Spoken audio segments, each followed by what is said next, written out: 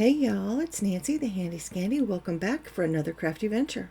Today I am going to be sharing a simple recipe, if you will, for how to make those projects absolutely pop. It's 3 simple ingredients. Many other things are optional, but 3 simple ingredients and you are on your way. So the first, in my opinion, is choose your image. Sometimes the image makes the project, sometimes the color scheme makes the project, sometimes it's the background, sometimes it's a number of other things. But choose that image wisely. So that's number 1. The second is choose your color scheme. And then the third is going to be, you want to ground all of that with a neutral. And the neutral is what we're working on here now. So to create this background, I started out with a piece of mixed media cardstock. Now, I've never used mixed media cardstock before for all the mixed media that I do, but I actually bought 3 different kinds recently and thought I would try at least one of them out today. And I start by stamping. I have 3 different backgrounds, as you could see. The one is vintage script, the other is the grunge canvas, and the third is the lots of dots. So just kind of randomly stamping them throughout this paper. And this is, of course, well, I say of course, I don't know if you realize it or not, but this is going to become my background. So just like I said, randomly stamping. I want the images to overlap, and then the neutral that I'm using on here is white on the cardstock as well as white embossing powder, and this particular embossing powder is from Bristol Smooth. So here comes my color scheme, right? I have these powdered pigments. These particular ones are very old. I've had them in my stash, I don't even know, 15 years, something like that. Maybe not 20, but they've been there for a while. Anyway, so you can see that I have purple. It's a very vibrant purple. And I have yellow and I have green, and that green is a to die for green. I absolutely love it. Now this is basically what's considered a split complementary color scheme. So your primary colors are yellow, blue, and red, and I'm not going to go into major color theory here, but if it's a color that's directly opposite a primary color, then it is complementary. And then you're adding green, so that makes the split. So those complementary colors can really make the mud.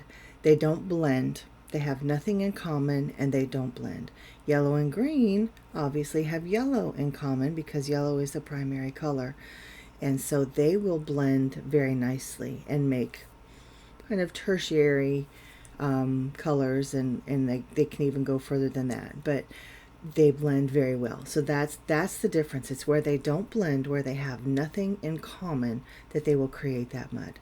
So I only went into that little bit of color theory just to kind of explain why sometimes you make mud and sometimes you make harmony. So anyway, you can see that I am just kind of randomly putting my color down. Now when it does start to blend or mix, we'll say mix because it doesn't blend. When it does start to mix in a way that is not pretty, that starts to make mud, I just simply take my little towel and I dab it up, because I want all of these bold, vivid, beautiful colors to be next to each other, and I want the yellow and the green to mix to create those tertiary colors, because it's the color layers and it's the color intensity that really allows those colors to pop in a beautiful way. Now I am on my big project. I am using the pigment powders in a way that's very controlled. On this little piece of mixed media card, I'm using it in the way I think that they're kind of intended, and that's just by sprinkling them out and letting them burst and bloom as they want to. I thought that this was really fun. I had a friend over actually, and we were crafting together, and she hadn't seen these, so I just was showing her.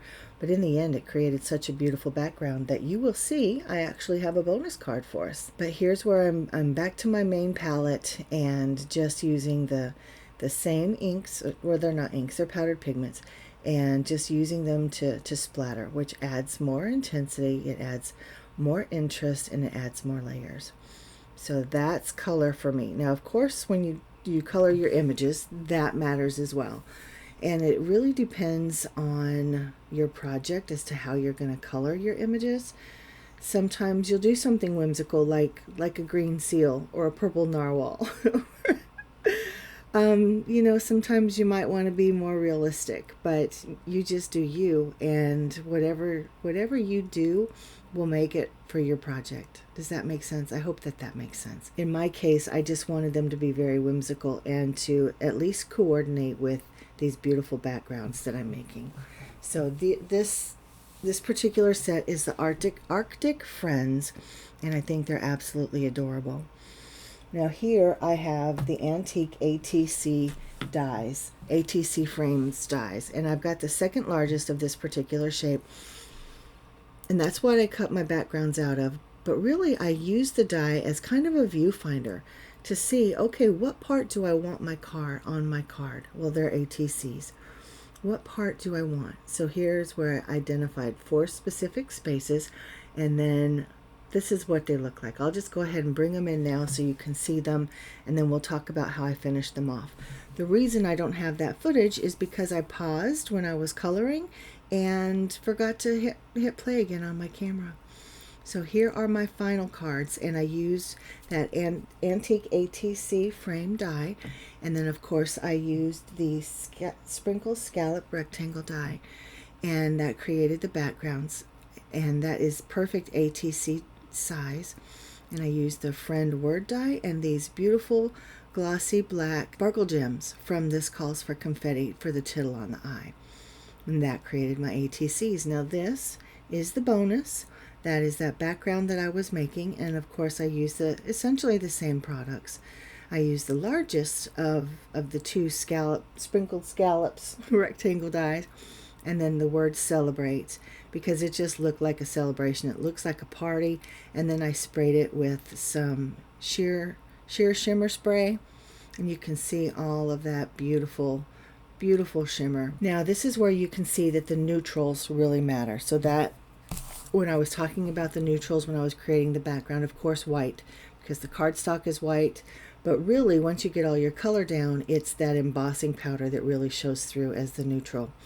And of course white pops off of black, so that's why I brought the black in. Now you could have used anything really. You could have used gray, you could have used purple, yellow, orange, green. You could have used any of those to ground your project, but for me the black was the perfect neutral just to make everything pop. So guys, those are my projects for today, and that is my simple recipe. So you need to choose your image, choose your color scheme, and then ground it all with a beautiful neutral. So let me know what you think downstairs. If you are not already a subscriber, go ahead and hit that subscribe button. Ring that bell so you're notified every time we post something new, because I'd love to have you back as a member of my crafty tribe. And guys, again, I thank you as always, and until next time, this has been Nancy, the Handy Scandy, and I'm out.